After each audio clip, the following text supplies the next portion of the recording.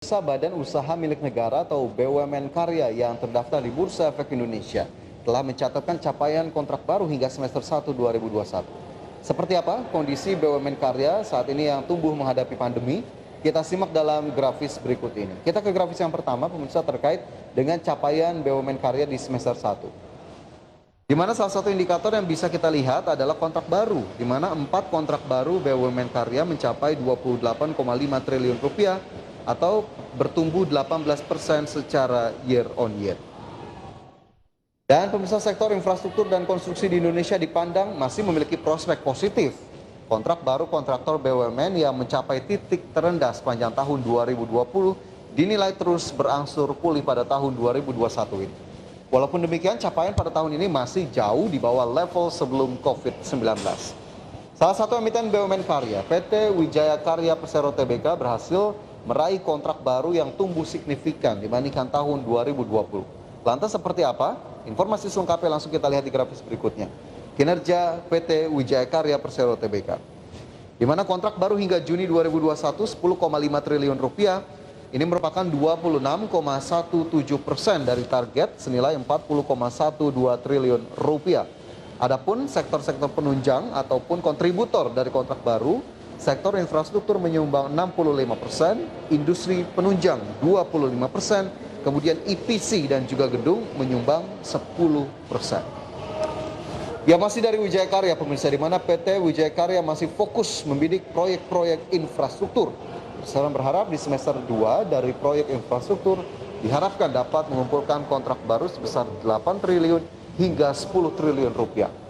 Walaupun 2021 tersisa lebih kurang 6 bulan lagi, emiten dengan kode saham WIKA ini optimistis mampu mengejar target nilai kontrak baru pada semester 2. Selain Wijaya Karya, Waskita Karya turut mencatatkan kontrak baru yang mencukupi dari target.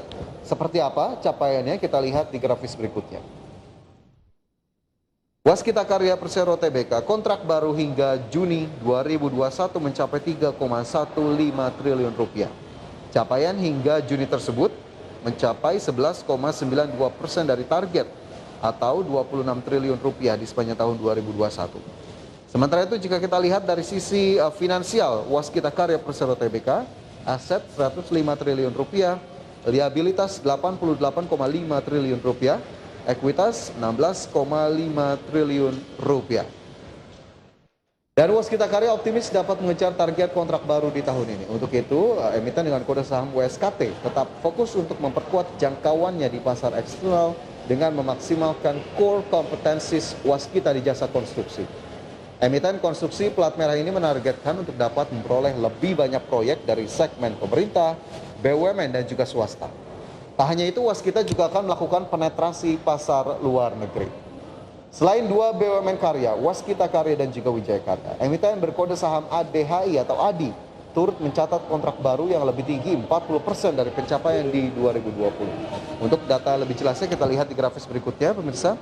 Untuk ADI Karya atau emiten dengan kode saham ADHI, kontrak baru pada semester 1 ini 6,7 triliun rupiah atau 45% dari semester 1 2020 mencatatkan kenaikan.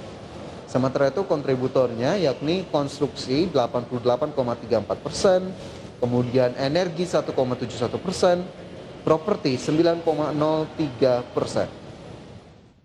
Dan di 2021 nilai kontrak Adikarya merupakan gabungan dari seluruh kontrak yang ada dari berbagai lini bisnis yang Adikarya miliki.